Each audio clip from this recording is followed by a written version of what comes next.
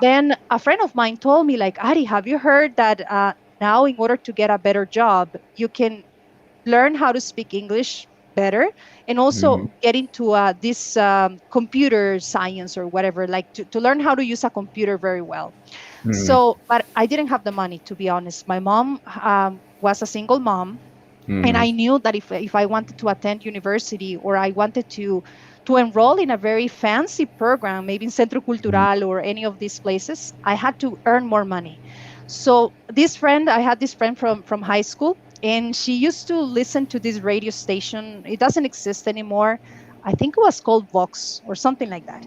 And she was Okay. listening to this radio station, and then they were saying that they were going to give some scholarships in a very humble, let's say, institution that it was they were teaching English, and it was Okay. in front of the Magali Theater. So they were going to, there was going to be a raffle, and they were going to give some scholarships to study English in that place. And Really? Oh. yeah, so she was like, she's this type of person. She's always very optimistic. So she Hmm. was listening every single day, and she was trying to get into the raffle, and she was able to get two spots of in two scholarships. So she took one, and the other one she told me, like, would you like to take the second one?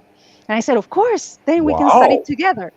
It was a very humble place. I can tell you, we didn't have like fancy books or like a lot of resources, Uh-huh. but Uh-huh. still my teacher was, and I hope that someday I can see her again. She's Chilean.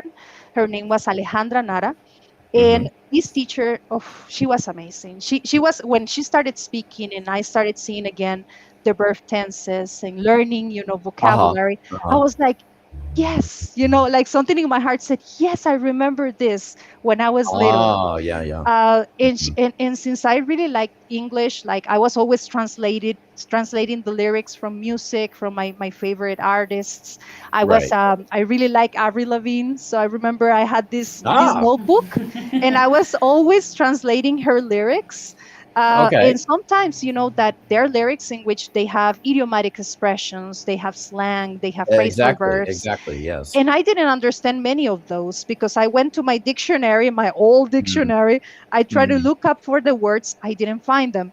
So what I Right. used to Right. do was I went to these classes with my teacher, and I stayed with her at the end of the class, asking her, like, "Hey, teacher, I have all of these words that I want to know what they mean."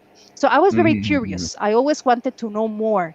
Um, and she started telling me, okay, this means this and this means that. I remember the Mhm. word head over, what is the Head name? over heels. Yes, head over Head over heels. heels. This Head is a over song heels in love. from, yes, this is a song Right. from Right. Alanis Morissette, and I was like, what Oh, does okay. head over heels mean? It was very difficult to find the meaning. So Right. that's the way that I actually stayed there for a year. And then Uh-huh. at the end of that year, I told my teacher, Alejandra, like, hey, teacher, you know what? I'm not coming back anymore. She was like, what?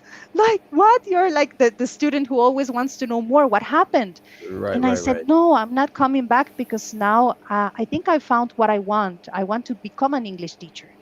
You inspired me so much. And also my Oh. teachers when I was little, that I want to become an English teacher just like you.